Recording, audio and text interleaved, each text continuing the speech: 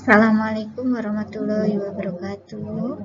Selamat pagi anak-anak yang hebat di seluruh tanah air. Kali ini kita akan belajar mengenai dimensi 3 atau bahasa lainnya adalah bangun ruang. Kali ini kita akan belajar dimensi 3 dengan tujuan pembelajarannya adalah mendeskripsikan konsep kedudukan titik, garis, dan bidang.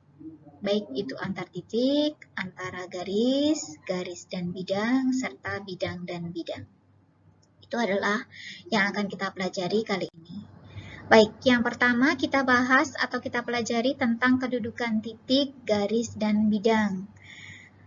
Ada beberapa tadi. Yang pertama adalah kedudukan titik terhadap garis. Kedudukan titik terhadap garis itu ada dua.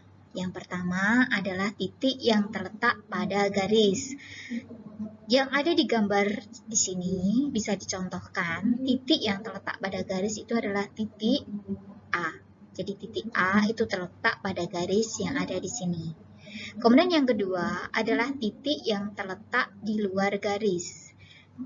Di gambar ini, contoh dari titik yang terletak di luar garis bisa kita lihat adalah titik B. Titik B ini adalah titik yang terletak di luar garis. Kita lanjutkan adalah kedudukan titik terhadap bidang. Di sini kedudukan titik terhadap bidang ada dua, yaitu titik yang terletak pada bidang dan titik yang terletak di luar bidang. Contohnya di sini kita punya bidang alfa, kemudian ada titik P, Q, dan R. Juga ada garis K. Kita lihat yang pertama adalah titik terletak pada bidang. Kita bisa melihat contoh dari titik yang terletak pada bidang, itu bisa kita lihat dengan contoh adanya titik P. Titik P ini terletak pada bidang alfa dan juga titik H. Titik H ini juga terletak pada bidang alfa. Sedangkan yang kedua, titik terletak di luar bidang itu bisa kita lihat dengan titik R. Titik R ini adalah titik yang terletak di luar bidang alfa.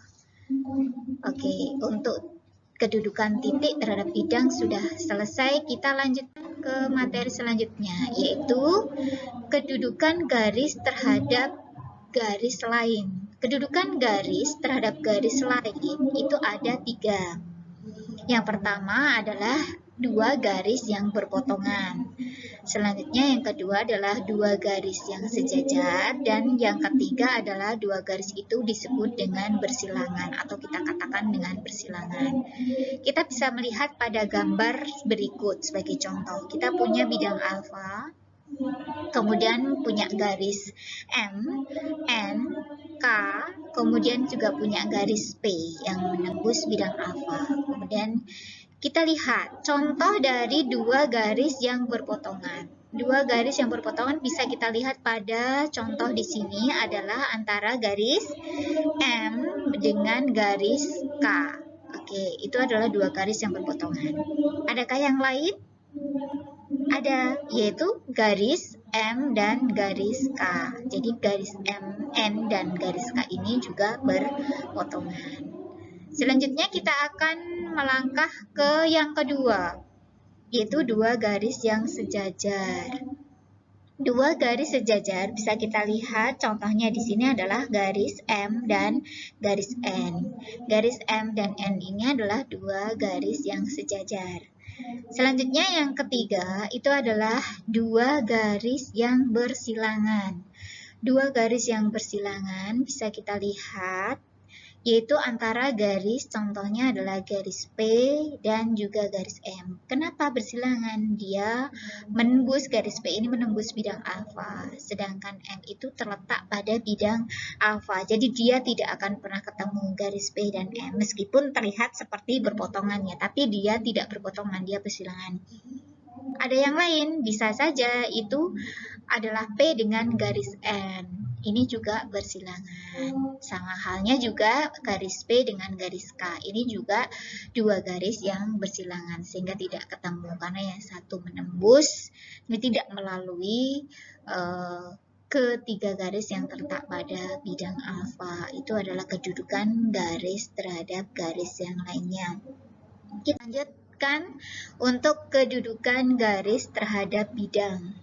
Kedudukan garis terhadap bidang juga ada 3. Yang pertama adalah garis yang terletak pada bidang. Yang kedua, garis yang sejajar dengan bidang. Dan yang ketiga adalah garis yang memotong atau menembus bidang. Bisa kita lihat contoh pada gambar berikut. Kita punya bidang alfa di sebelah kiri dan juga alfa di sebelah kanan. Kita lihat, yang pertama adalah garis yang terletak pada bidang.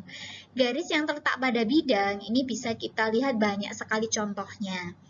Garis K ini terletak pada bidang alfa. Garis N juga terletak pada bidang alfa.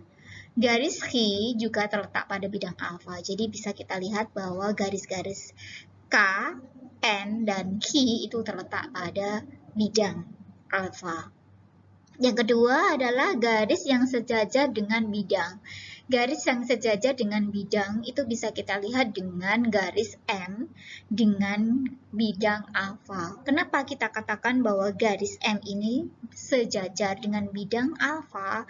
Karena M itu kalau kita refleksikan terhadap terhadap bidang alfa, maka M itu akan menjadi seperti hasilnya adalah K. Jadi refleksinya terhadap bidang alfa itu adalah K. Sehingga M dan K ini adalah sejajar. Karena K terletak pada bidang alfa, maka bisa dikatakan bahwa M ini sejajar dengan bidang alfa. Selanjutnya yang ketiga adalah garis memotong atau menembus bidang. Kita bisa melihat dengan garis R di sini. R itu menembus bidang alfa, di titik A dia menembusnya ya. Kemudian ada lagi yaitu titik P atau garis P, maaf. Jadi garis P ini akan menembus bidang alfa. Titik tembusnya ada di titik B. Oke, itu yang kita bahas tentang kedudukan garis terhadap bidang. Ya, ada 3. Saya rasa cukup jelas. Kita lanjutkan. Yang selanjutnya adalah kedudukan bidang terhadap bidang lain. Kedudukan bidang terhadap bidang lain ini ada 2, yaitu 2 bidang yang sejajar. Yang kedua adalah 2 bidang yang berpotongan. Ini akan sangat terlihat jelas ya pada contoh gambar berikut ini.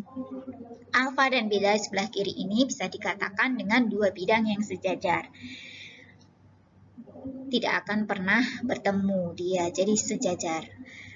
Kemudian yang kedua, yang di sebelah kanan ini adalah 2 bidang yang berpotongan. Saya rasa cukup jelas alfa dan beta ini berpotongan pada garis ini ya. Jadi garis potongnya adalah ini yang saya tebalkan ini.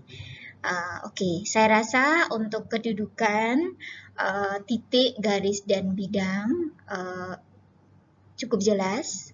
Ada berbagai macam kedudukan. Mungkin itu yang bisa kita pelajari hari ini. Semoga bermanfaat. Kita akhiri. Selamat pagi. Semangat pagi. Assalamualaikum warahmatullahi wabarakatuh.